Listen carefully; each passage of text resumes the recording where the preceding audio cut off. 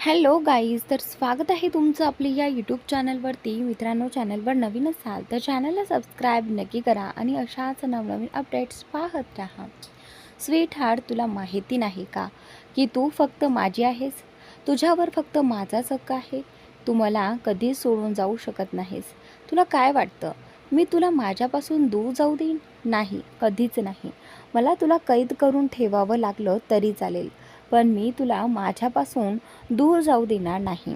पण इतक्यात तानिया पुढची ओळ बोलणार इतक्यात तिच्या मागून देव येतो आणि म्हणतो, स्वीटहार्ट, कदाचित तू काहीतरी विसरत आहेस. जर सगळ्यांच्या कानावर हा आवाज पडतो तसं सगळे त्या दिशेने पाहतात आणि थोडे गोंधळून जातात. सगळ्यांना तानियाची दया येत असते, कारण देव तिच्याकडे तीक्ष्ण नजरेने पाहत उभा असतो. पण तानियाला अजिबात कळत नाही की देव तिच्या मागे उभा आहे. ती म्हणते, अरे रोहित भाऊ, शांत बसा ना, मला डिस्टर्ब करू नका. ती आपल्या मस्तीमध्येच बोलत राहते, पण समोर बसलेल्या जीविका आणि कुणाल यांच्या इशाऱ्यामुळे तिला काहीतरी चुकीचं आहे हे कळतं. ती हळूहळू गप्प होते आणि मान मागे वळवून पाहते आणि लगेचच दाताखाली जीभ चावते. मनात म्हणते, अरे देवा, आता तर हा मला सोडणार नाही. तिच्यासमोर तिचा खडूस राक्षसी नवरा देव उभा असतो, हात छातीवर घालून तीक्ष्ण नजरेने तिच्याकडे बघत. देव कोणाकडेही लक्ष न देता तानियाकडे येतो आणि तिला आपल्या बाहुपाशात उचलतो. तानिया तर फक्त मोठ्या डोळ्यांनी त्याच्याकडे पाहत राहते, कारण तिला अजिबात अपेक्षा नसते की देव सगळ्यांसमोर तिला उचलून घेईल. बाकी सगळेही आश्चर्याने त्याच्याकडे पाहत राहतात, कारण त्यांनी देवची ही बाजू कधीच पाहिली नव्हती. देव जाताना एका मेडला सांगतो, आमचं जेवण आमच्या रूममध्ये पाठवा. आणि नंतर सगळ्यांकडे पाहून म्हणतो, आपलं तोंड बंद करा, नाहीतर आत माशी जाईल. हे ऐकताच सगळे पटकन आपापलं तोंड झाकतात. थोड्या वेळाने सगळं पुन्हा शांत होतं आणि सगळ्यांना आनंद होतो की देव हळूहळू बदलत आहे तानियासाठी. पूर्वी तो अनेक दिवस घरीच येत नव्हता. कामात इतका व्यस्त असायचा की त्याला स्वतःच्या खाण्यापिण्याचंही भान नसायचं. पण आता तो तानियासाठी स्वतःमध्ये बदल करत होता. हे पाहून सगळे खुश होतात. नंतर सगळे जेवायला बसतात आणि आपापलं जेवण करून आपल्या रूममध्ये विश्रांतीसाठी जातात. इकडे देव तानियाला आपल्या रूममध्ये घेऊन जातो. तिला बेडवर बसवतो आणि फक्त तिच्याकडे तीक्ष्ण नजरेने पाहत राहतो. तानिया ही दोन्ही हातांवर चेहरा ठेवून त्याच्याकडे बघत असते.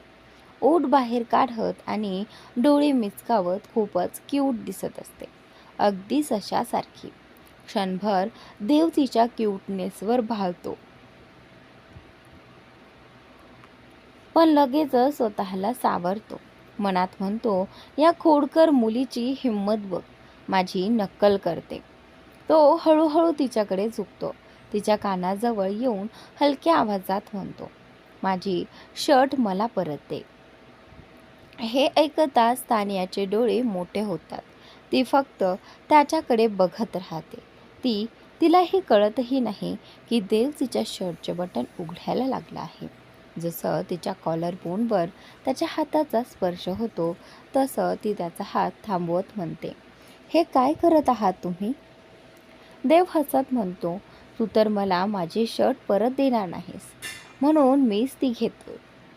तो पुन्हा बटन उघडायला लागतो आणि तानिया फक्त अवाक होऊन त्याच्याकडे पाहत राहते. देव तिचा चेहरा पाहून मनातच हसत असतो. तो पुन्हा तिच्या कानाजवळ येतो. गरम श्वास सोडत म्हणतो, खाली काय करत होतीस तू? माझी नक्कल करताना खूप मज्जा येत होती ना? आता बघ मी तुझ्यासोबत काय करतो. शिक्षा तर मिळणारच. त्याचे ओठ कानाजवळ जाणवताच तानियाच्या अंगावर शहारा येतो. तिच्या शरीराला कंप निर्माण होतो. ती डोळे घट्ट मिटते आणि मग पुन्हा उघडून त्याच्याकडे पाहते. देव थोडा दूर होऊन हसत असतो. तानिया त्याला ढकलून दूर करते आणि म्हणते, तुम्ही दूर राहूनही बोलू शकता.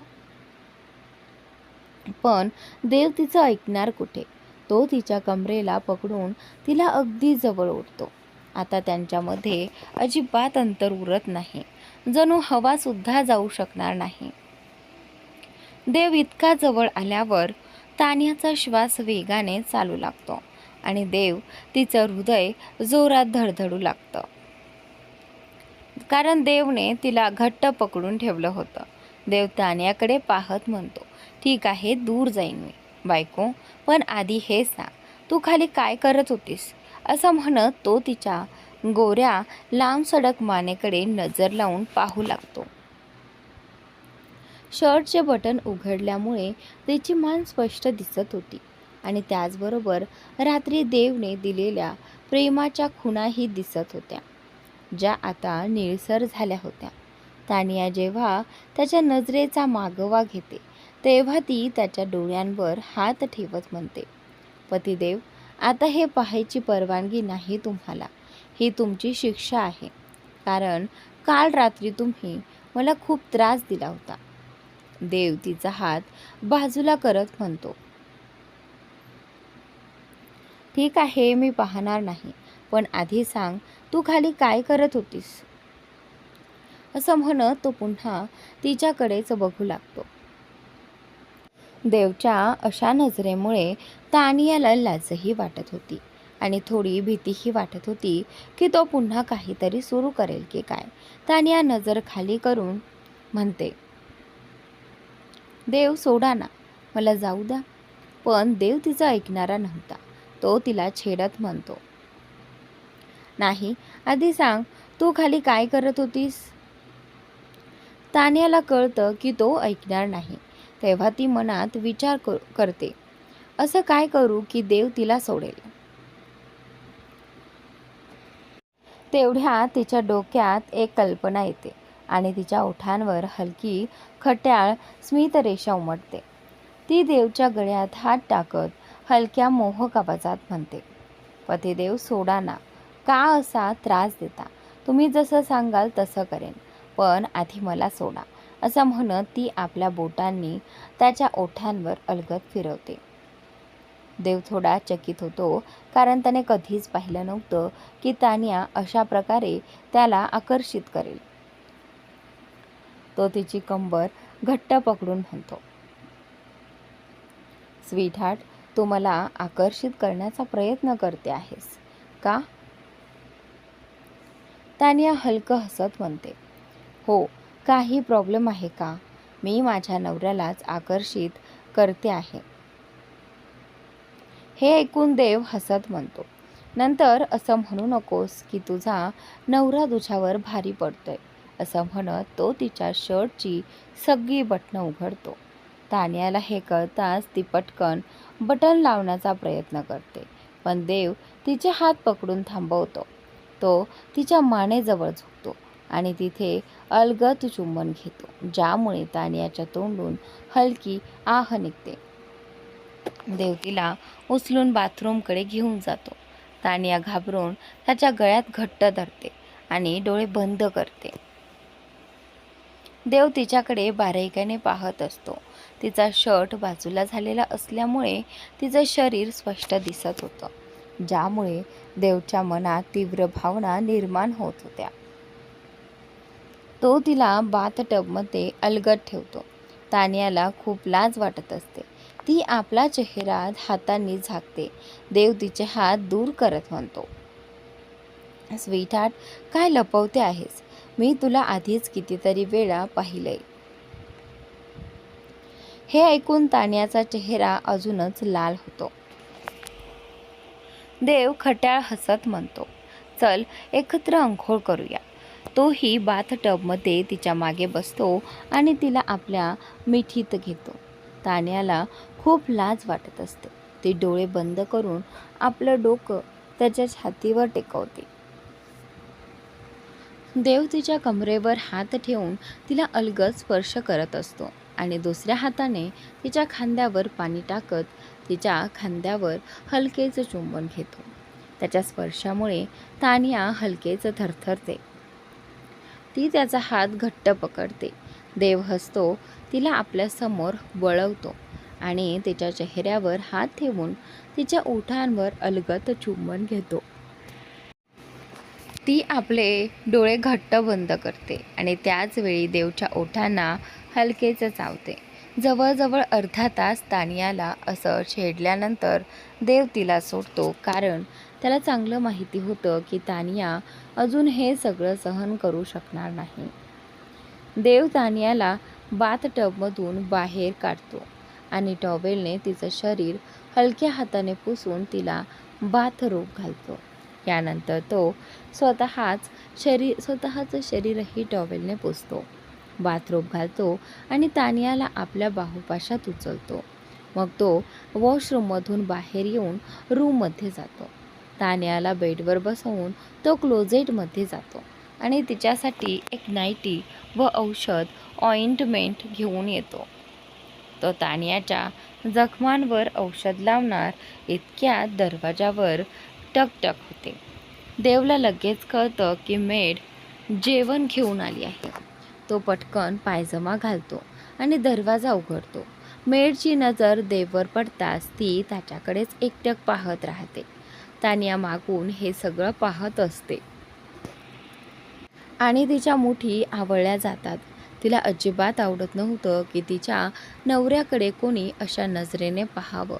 ती पटकन बेडवरून खाली उतरते आणि मोठ्या पावलांनी देवसमोर जाऊन उभी राहते.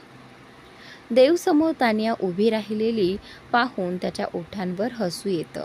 मेड देवकडे बघत असल्यामुळे तानियाला किती जळतंय हे त्याला स्पष्ट दिसत होतं.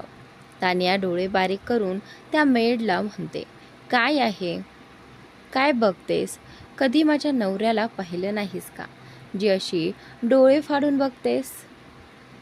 माझा नवरा, तानिया दात चावून म्हणते आणि देवच्या वरच्या अंगाला आपल्या मागे लपवते, जेणेकरून त्या मेडला त्याचं फिट शरीर दिसू नये. देव मात्र हसत तिच्या सगळ्या हालचाली पाहत असतो. तानियाचं बोलणं ऐकून मेड गोंधळते आणि म्हणते, सॉरी मॅडम, मला माफ करा, मी फक्त जेवण द्यायला आले होते. तानिया तिच्या हातातली ट्रे पाहते आणि लगेच तिच्या हातातून ट्रे हिसकावून घेते. ती मेडकडे रागाने पाहते, त्यामुळे मेड घाबरते आणि तिथून पळून जाते. ती गेल्यानंतर तानिया स्वतःशीच पुटपुटू लागते. तिला हेही लक्षात राहत नाही की देव तिच्या सगळ्या हालचाली पाहत आहे. ती म्हणते, काय माहिती का, सगळ्या माझ्या नवऱ्यामागेच लागतात. आधी ती टीना ऑफिसमध्ये कशी चिकटत होती, मग ती चुडेल सनया आणि आता ही मेड. अरे तानिया, असंच चालू राहिलं तर एक दिवस तुझा हा हँडसम नवरा कोणाच्या तरी हातात जाईल. नाही, कधीच नाही, मी त्याला कुठेही जाऊ देणार नाही.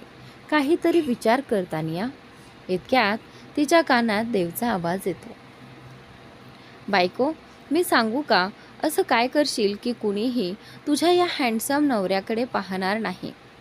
देवचा गरम श्वास मानेला जाणवताच तानिया शहारते. ती पटकन मागे वळून देवकडे पाहते.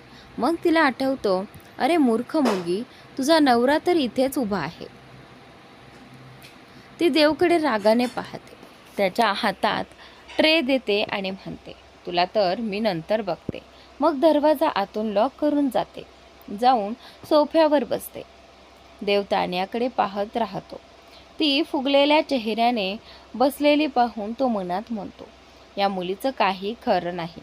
आता आयुष्यभर हिचे नखरे सहन करावे लागणार. तोही ट्रे घेऊन तिच्या जवळ येतो, टेबलावर ठेवतो, प्लेटमध्ये जेवण वाढतो आणि तिच्या शेजारी बसतो. मग तिला पकडून आपल्या मांडीवर बसवतो. तानिया अजूनही रागात असते, त्यामुळे ती धडपडू लागते. देव तिच्या कानाजवळ येऊन हळू आवाजात म्हणतो, स्वीटहार्ट, अजूनही धडपडणं थांबवलं नाहीस तर मी काय करीन याची तुला कल्पनाही नाही. नंतर मला दोष देऊ नकोस, तुझ्यामुळे माझं कंट्रोल सुटतंय. असं म्हणत तो तिच्या कानाच्या पाळीवर हलकेच किस करतो आणि चावतो. त्यामुळे तानियाच्या तोंडून हलकीशी आह निघते. मग ती डोळे बारीक करून देवकडे पाहते आणि त्याच्या गालावर ओठ ठेवून जोरात चावते. त्यामुळे तिच्या दातांचे ठसे त्याच्या गालावर उमटतात. देव जेव्हा पाहतो की तानियाने काय केलं आहे, तेव्हा तो रागाने तिच्याकडे बघतो. त्यानंतर तोही तानियाचा चेहरा पकडतो. तिच्या गालावर हलकेच ओठ ठेवून आधी चुंबन घेतो आणि मग थोडंसं चावतो. त्यामुळे तानियाच्या गालावर लालसर निशाण उमटतं आणि ती चिडते. ती लगेच देवचं कॉलर पकडून त्याला स्वतःकडे ओढते आणि त्याच्या ओठांवर आपले ओठ ठेवून त्याचा खालचा ओठ जोरात चावते. देव पाहतो की तानिया अजूनही थांबण्याच्या मूडमध्ये नाही. तेव्हा तो तिच्याकडे बघत म्हणतो, स्वीट हार्ट, हे सगळं आपण नंतर पुढे चालू ठेवू. आधी तू जेवण पूर्ण कर, कारण आता तुला जास्त एनर्जीची गरज आहे, असं म्हणत तो डोळा मारतो.